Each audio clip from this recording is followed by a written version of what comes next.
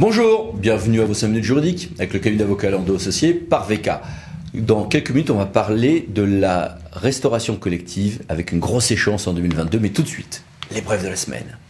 En matière de fonction publique, est-ce qu'un agent peut dire « moi j'ai le droit au télétravail » Réponse du juge, non. Réponse du juge aussi sur la question de la disponibilité et des remboursements de frais de scolarité des agents donc. Et puis, arrêt aussi qui précise quand l'administration peut radier des cadres rétroactivement un agent. C'est pas nouveau, c'est majoritairement confirmatif. En matière de marché public, on a la Cour de discipline budgétaire et financière qui estime que quand je vais lancer par exemple un marché et que j'ai des sous-traitants déclarés dans l'offre, si je prends des actes administratifs définitifs alors que je n'ai pas tous les documents des sociétés sous-traitantes, ça peut être une infraction financière. Attention. Le plan national pour les achats durables 2021-2025 vient d'être mis en consultation publique. Il est ambitieux. Voici les références. Et puis la CA de Marseille qui nous dit que dans certains cas, on peut vendre un bien du domaine privé, très bien, et puis récupérer une partie de ce bien après alors que l'acquéreur aura fait des travaux publics. Attention, c'est acrobatique quand même. Le juge nous a précisé aussi dans quel cas on peut, dans un PLU, prévoir soit un cône de vue ou un secteur assorti de prescription, y compris d'instructibilité. Urbanisme toujours, on va à grands pas vers la dématérialisation et sa généralisation, en tout cas à partir de 3500 habitants. Eh bien, l'État, ça y est, nous a dit le 15 juin qu'il était prêt. Voici le mode d'emploi.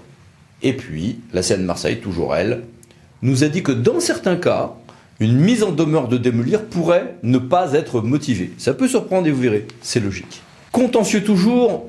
Alors, quand j'ai un plein contentieux indemnitaire, il y a eu toute une série d'évolutions sur le point de savoir si je dois attendre que l'administration se soit prononcée sur la demande préalable, sur le recours administratif préalable obligatoire, avant de faire un contentieux ou pas. Le Conseil d'État admet même qu'il soit déposé le même jour, c'est Conseil d'État, 16 juin 2021. Et puis les adjoints de quartier, avec des seuils à 20 000 et 80 000 habitants. En tout cas, dans la tranche 20 000 et 80 000 habitants, peuvent donner lieu à une élection séparée des autres, et donc du coup, à une application de la parité séparée de la liste des adjoints. Et puis toute une série de bref, que voici, et que voilà. Mais passons à notre grand dossier. Restauration collective publique, comment préparer l'échéance de 2022 ? C'est la loi Egalim qui l'a prévu. Au 1er janvier prochain, on devra avoir 50% de produits qui auront soit des externalités environnementales prises en compte, soit du bio ou soit de la transition bio, soit un certain nombre de labels ou de certifications. Et dans ces 50%, on devra avoir une quote-part de 20% du tout de bio ou transition en bio. Ces 50% se décomposent donc comme suit.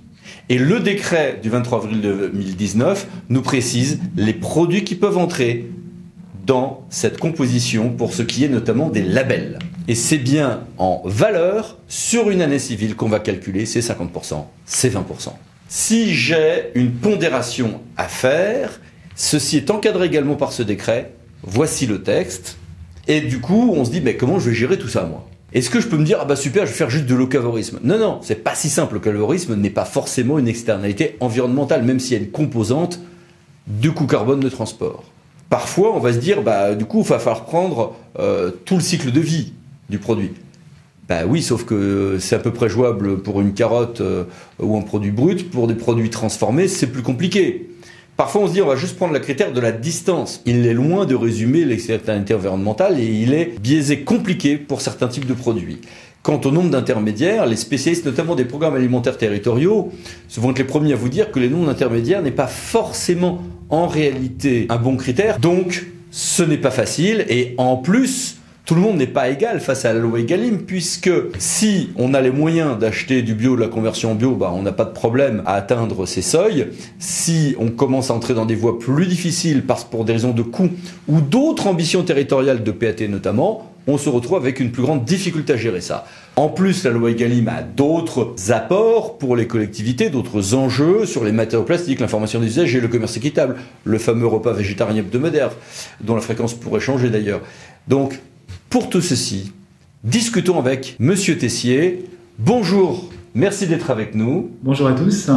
Quels sont, sur ce point, les points de vigilance à avoir à l'esprit ?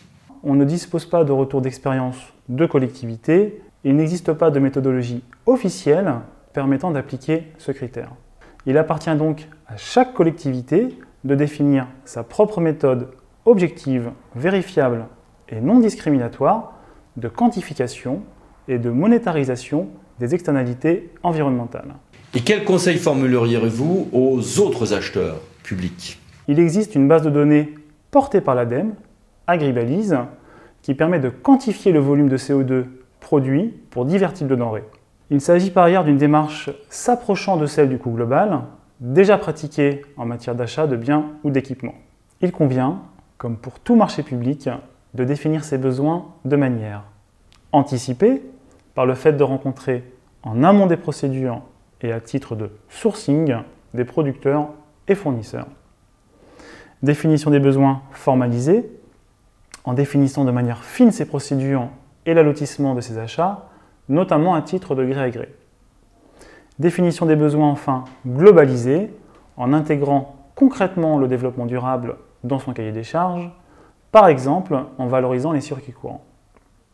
Vous trouverez, pour approfondir ces éléments, un ensemble de ressources dans la e-communauté Alimentation, Restauration collective du CNFPT et un guide édité par le département de la Vendée. Bien, merci beaucoup. Merci et à bientôt. Et merci à vous. À bientôt pour une nouvelle vidéo des 5 minutes juridiques. Parlons d'associés pour VK. Pensez à vous abonner. Merci, au revoir.